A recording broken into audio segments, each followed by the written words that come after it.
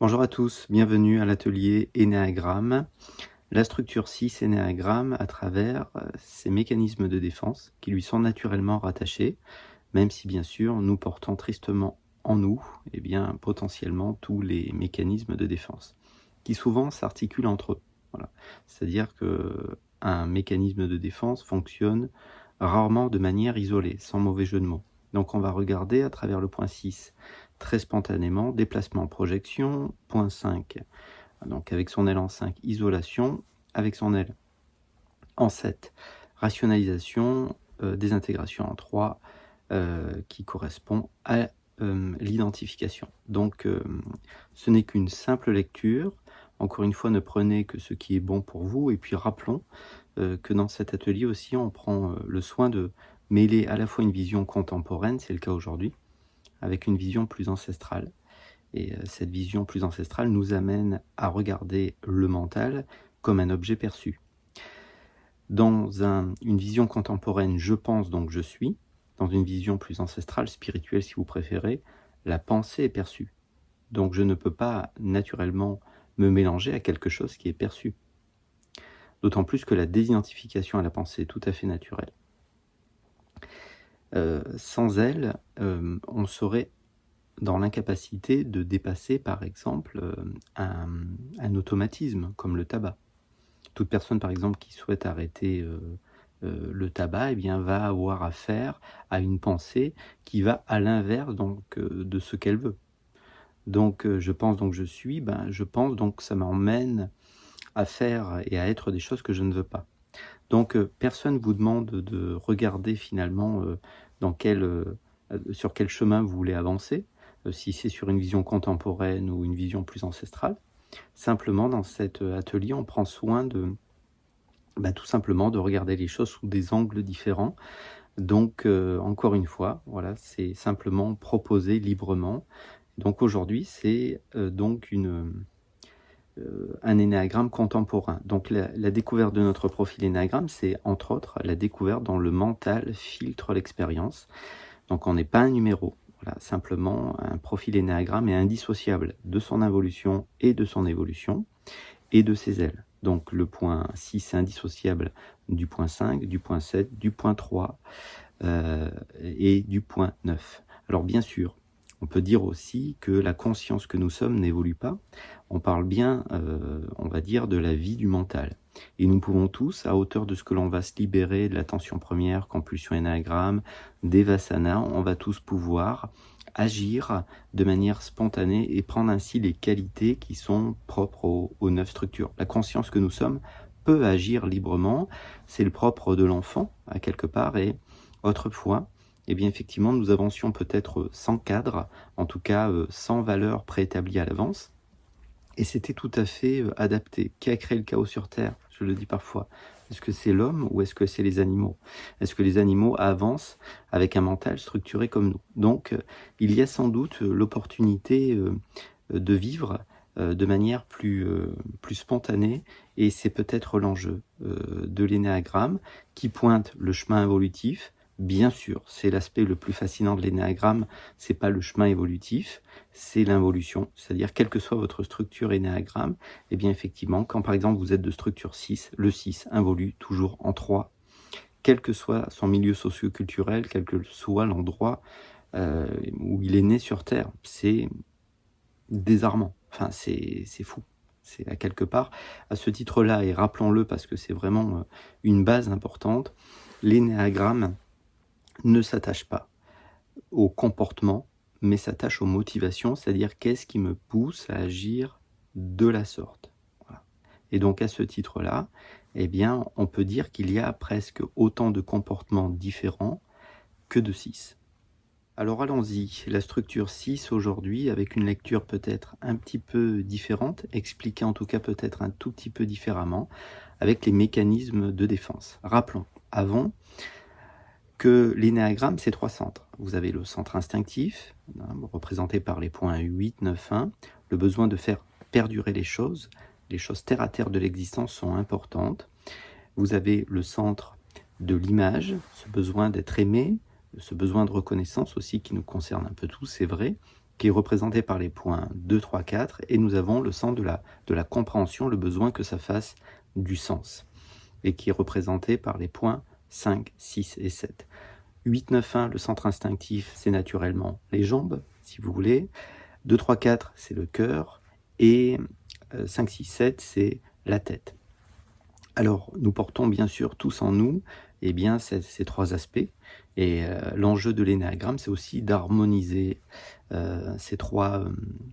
effectivement, ces trois aspects. À ce titre-là, nous allons voir tout à l'heure que eh bien, le 6 eh bien, commence son chemin évolutif en point 9. J'ai déjà fait une vidéo sur le chemin évolutif, je vous laisse, si vous le souhaitez, aller la voir. Vous avez une particularité quand même qui n'est pas toujours évoquée en formation. Quand vous êtes dans le triangle énéagramme, représenté par les points 6, 3 et 9, donc, le deuxième centre n'est pas défini à l'avance. C'est pour ça que vous avez des 6 qui sont si différents. Vous avez des 6 qu'on pourrait considérer comme des terriens, et vous avez des 6, parce que le deuxième centre, c'est le centre instinctif, et vous avez aussi des 6 qu'on pourrait juger étant plutôt des êtres à la recherche aussi de validation et le besoin d'être aimé. Et à ce titre-là, eh bien oui, vous avez une coloration qui est plus avec un deuxième centre, 2, 3, 4. Donc, ça donne des colorations différentes. Et si cet aspect n'est pas évoqué, si vous ne recherchez pas quel est votre deuxième centre, eh bien vous risquez de ne jamais trouver tout à fait ou être sûr de votre structure. Surtout que c'est une des problématiques majeures du point 6. Commençons de plein pied, le doute. Alors je doute et j'ai peur de ne plus douter. Voilà. Donc j'ai tendance à regarder depuis toujours en Réalika, on va prendre l'exemple d'Erika dans cette vidéo, mais depuis toujours, j'ai tendance à regarder eh bien, ce qui pourrait arriver. Plus je suis sous stress et plus je risque de regarder quelles sont les sources de danger, apparentes ou cachées. Qu'est-ce qui pourrait arriver? Et ça se fait de manière automatique, et ça depuis ma plus tendre enfance. Et ainsi, j'ai l'impression potentiellement que la vie est dangereuse. Et donc, comme la vie est dangereuse, j'ai besoin de tout contrôler, j'ai besoin de tout organiser. Donc, dès que je n'organise pas quelque chose, dès que j'ai l'impression de ne plus contrôler quelque chose, eh bien, je ressens une grande anxiété. La peur inconsciente, c'est la peur de ne pas s'en tirer tout seul. Donc, si j'ai peur de ne pas m'en tirer tout seul, d'être seul et abandonné, et puis de faire face à un environnement très dangereux, comment on fait pour eh bien, pallier un environnement qui est dangereux? Je m'entoure d'une équipe, ou je m'entoure de quelque chose qui me stabilise. Et à ce titre-là, on dit parfois que le 6 est à la recherche de sécurité. Ce n'est pas si vrai que ça. En fait, il est à la recherche de règles à suivre. Et donc, en fait, ensemble, nous allons nous imposer des règles. Et comme on s'impose des règles, j'ai l'impression que ça me sécurise mentalement. Voilà ce que vit Erika. Donc, naturellement, je n'ai plus le droit de douter de ceux qui me sécurisent mentalement.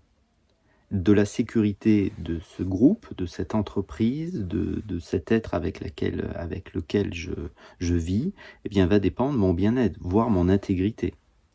Donc, je n'ai plus le droit de douter, et ensemble, on va aller très très loin. Voilà malheureusement ce que vit, sans trop mettre des mots dessus parfois, Erika. C'est notre exemple, Erika.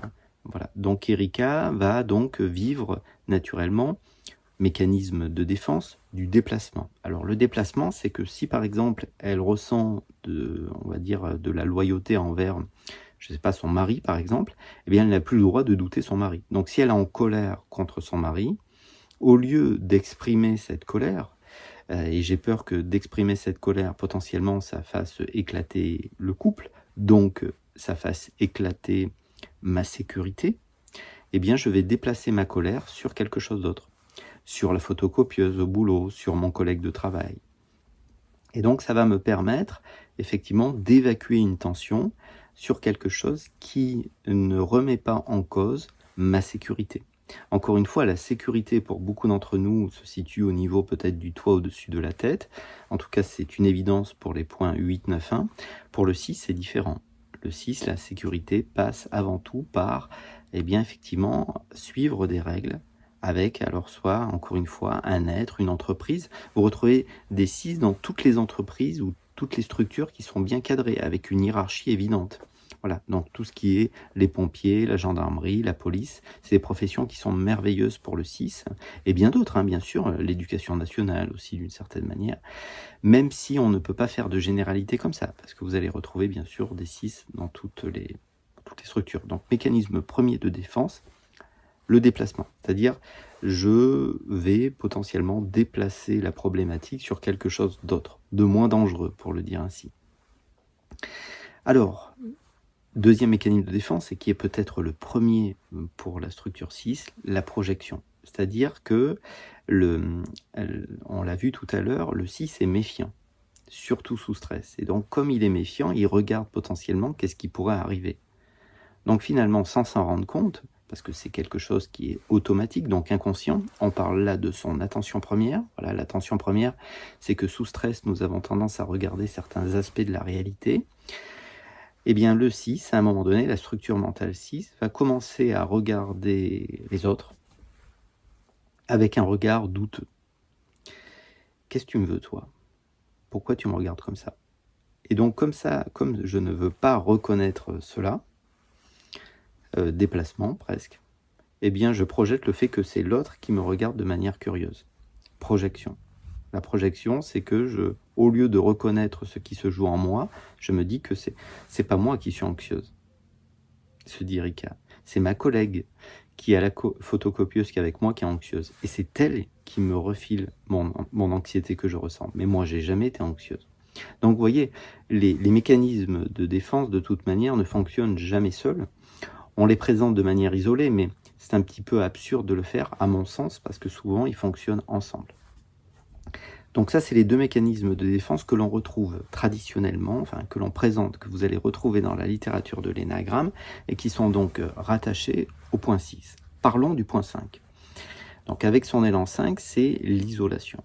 Voilà. Donc le 5 a besoin de s'isoler, de rester à distance du monde. On va pas se mentir, le 6 a souvent besoin de se mettre en retrait. Donc il existe 1000 manières de se mettre en retrait. Ça peut être en prenant une paire de baskets, en lisant un livre, en allant au cinéma, mais j'ai besoin de me mettre en retrait. Et ce mécanisme de défense, il le porte aussi, l'isolation. C'est-à-dire l'isolation, il va justement s'isoler, se couper, pour le dire ainsi, de tout ce qu'il ne comprend pas. C'est un être qui se veut rationnel. Et à ce titre-là, le mental, notamment sous stress, fonctionne par paire d'opposés. Voilà, c'est soit juste, soit faux, et tout ce que je n'arrive pas à analyser, je le rejette. Et ainsi, l'isolation, c'est cette attitude qu'a assez naturellement le 6 à se couper du ressenti. Hein, l'émotionnel, c'est quelque chose qui est ressenti sous les épaules, 200 millions de neurones ici. Et si vous voulez, dès que vous, par exemple en thérapie, vous l'amenez à vouloir ressentir quelque chose, potentiellement, il y a un rejet. Plus vous lui demandez quelque chose de l'ordre de l'émotionnel, et moins c'est quelque chose qui est compréhensible pour le mental, et plus ça va être mis de côté. Donc l'isolation, je vais me couper de tout ce que je ne comprends pas. Autant dire que sous stress, il y a beaucoup de choses que je ne vais pas avoir l'impression de comprendre. Donc il va, à un moment donné, commencer à avoir peur de tout, voilà, peur de lui-même, et c'est un petit peu la problématique. Hein. Le point 5 a peur du monde extérieur, donc besoin de se remplir de connaissances. Le 7, l'épicurien, on va voir ça tout à l'heure, lui a peur, au contraire, de ce qu'il pourrait ressentir, et c'est pour ça qu'il court tous les plaisirs du monde, et enfin tout ce qui lui plaît en tout cas. Et le point 6 eh bien, est un peu pris en sandwich. Voilà. C'est un peu l'entre-deux. Il a un petit peu peur à la fois du monde extérieur, mais il projette cette peur, hein, on l'a vu tout à l'heure, et à la fois il a peur de ce qu'il peut ressentir. Voilà. Donc l'isolation, je me coupe de tout et j'ai peur de ne plus avoir peur parce que ma peur me permet d'organiser les choses, et puis je me sens vite trahi, blessure de trahison, même si on ne va pas voir ça aujourd'hui. Donc l'isolation, voilà. Bien sûr, c'est des présentations dynamiques, hein, vous le voyez, et on aurait pu dire autre chose sur l'isolation. Ouvrons une toute petite parenthèse. On pourrait dire que le mental est incapable de vivre le moment présent. Une pensée toujours reliée, soit au passé, soit au futur. Donc comme il est soit relié au passé, soit au futur, naturellement, maintenant n'est qu'étiqueté mentalement. Si vous promenez dans une forêt, vous dites « je suis dans une forêt », en réalité, vous n'évoquez rien du tout. Vous n'avez pas un arbre qui ressemble à un autre arbre. Donc le mental pose une étiquette et souvent il a du mal justement à regarder la réalité en face. Une étiquette appartient au passé. C'est-à-dire on a appris autrefois que ce que je vois, c'est une forêt d'épicéas par exemple. Mais dire que c'est un épicéa ne me permet pas réellement de voir ce que c'est. Et donc il avance comme ça un petit peu sous stress avec des œillères. Voilà. À ce titre-là, il va vivre on va dire, sa désintégration, on va avoir ça dans quelques minutes, où à un moment donné, il va avoir besoin de s'identifier à un comportement pour continuer de fonctionner. Il doute tellement de tout, il a tellement l'impression de ne rien savoir, il a tellement l'impression aussi de se rabaisser lui-même, qu'à un moment donné, il va finir par presque se détester. On verra ça tout à l'heure. Alors on a vu le point 6, le point 5, le point 7, c'est la rationalisation, et c'est vrai que c'est aussi pour ça qu'on aime le 6, parce qu'il est tellement changeant. Il regrette, parfois, c'est-à-dire que il déplore que les autres soient changeants. Voilà, il aimerait que les autres aient un comportement stable et il a l'impression que les autres ne sont pas stables. C'est pour ça qu'il se sent vite trahi. Mais en réalité, si on regarde bien, il est lui-même très changeant.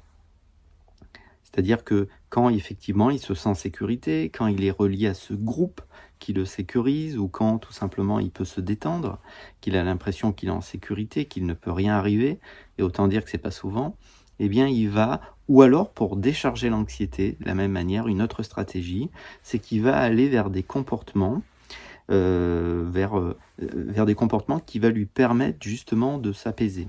Alors malheureusement, nous le savons, un être sous stress peut abuser, ça peut être de l'alcool ou de produits ou d'activités qui lui permettent de décharger ce stress. À ce titre-là, mécanisme de défense qui est rattaché au point 7, la rationalisation. Si on regarde bien, le 6 a aussi des comportements qui parfois sont loin de ses standards, et il va réussir à se raconter une petite histoire qui va venir justifier le fait qu'il a fait ça. Rationalisation. Il va réussir à justifier ses comportements. Donc le 6 aussi, eh bien, désintégration en 3. L'identification. Il va, à un moment donné, eh bien, pour s'en sortir, suivre un modèle. Alors, ça donne une porte d'entrée sur son enfance. On dit souvent qu'il y a 2 modèles dans son enfance. Soit effectivement c'était très insécurisant à la maison, soit il avait un parent qui fonctionnait d'une certaine manière, un peu comme une structure 6, peut-être qu'elle l'était réellement, et donc naturellement il va commencer à s'identifier à ce comportement. Si maman a peur en voiture, mais j'aurai peur en voiture, et j'arriverai pas à dépasser cette peur. Ce n'est qu'un exemple, hein. C'est vulgarisé bien évidemment, mais inconsciemment, bien cette identification qui est censée me protéger, me coupe en réalité d'une dimension plus grande, qui est potentiellement ce qu'a appelé à vivre la structure 6, c'est-à-dire à s'en tirer tout seul, sans avoir tout organisé à l'avance. À ce titre-là, le 6, l'énéagramme est parfois mal utilisé. L'énéagramme n'est pas destiné à m'expliquer quels vont être les comportements ou les attitudes des autres structures, parce que le 6 aimerait trop prévoir. C'est juste pour que je puisse me détendre. Voilà. Les autres structures, il n'y a pas de bonne et de mauvaise structure énéagramme. Juste à comprendre que l'autre regarde les choses de manière différente, que le mental de l'autre filtre les expériences différemment. Parce que c'est ça l'enjeu pour le point 6. Regagnant le point 9, alors il ne deviendra jamais un 9, mais en prenant les qualités du point 9, eh bien, il va pouvoir s'autoriser à naviguer plus à vue, en ayant moins déterminé les choses à l'avance. Voilà. Et donc, quand il va mal, eh bien, il va s'identifier à un comportement, à une attitude, il va défendre des valeurs, il va, à un moment donné, s'isoler de plus en plus. Un enfant de structure 6 en souffrance va dire qu'il y a les cow-boys et les indiens. Donc, si je suis un cow-boy et toi, tu es un indien, on ne sera jamais en lien, tous les deux. Parce que c'est un danger pour moi. Donc, potentiellement, eh bien, le 6 va, à un moment donné, s'identifier. Alors, ça peut être à un parent, ou à une attitude, ou à une forme de loyauté envers une structure. Et ça, il va s'identifier à quelque chose qui l'amène à souffrir toujours davantage, à se couper toujours davantage de l'humain, alors que c'est une évidence, on se sent bien dans la vie quand on est en lien aussi avec les autres. Déplacement, projection, voilà, propre au point 6. Isolation, besoin de s'isoler. point 5. Le point 7, eh bien, on va avoir cette rationalisation, c'est-à-dire qu'il est changeant, hein. Il faut reconnaître que le 6 est changeant. Au niveau de l'humeur, il est changeant. C'est ce qu'il reproche aux autres, mais lui-même est changeant. Et puis l'identification, bon, c'est quelque chose de simple. C'est comme s'il y avait un mentor ou une attitude, quelque chose. Quelque chose qu'il faut défendre. Quelque chose qui est censé me sécuriser alors que ça ne me sécurise pas du tout. Parce que quand vous commencez à donner votre sécurité dans les mains de quelqu'un d'autre, c'est extrêmement dangereux. Voilà aussi pourquoi le 6 ne fait confiance en personne, parce qu'il sait, il sent de manière intuitive que cette loyauté peut l'emmener, mais beaucoup trop loin. Voilà, identification. On aurait pu présenter les choses de manière différente. C'est une toute petite lecture, très simple. Le but n'était pas de rentrer en profondeur dans cette lecture qui est les mécanismes de défense. C'est plutôt pour regarder prendre du recul avec ce mode de fonctionnement. Si vous êtes de structure 6 et que vous sentez que ça vous parle, eh bien, quel soulagement. Ça veut dire que ce n'est pas ce que vous êtes. Soit on est des clones les uns les autres, et ce n'est pas le cas, soit à un moment donné, je vois juste que c'est un mode de fonctionnement. Est-ce que je ne suis qu'un mode de fonctionnement ou pas? Voilà, ici s'arrête cette toute petite causerie, peut-être, à bientôt. Au revoir.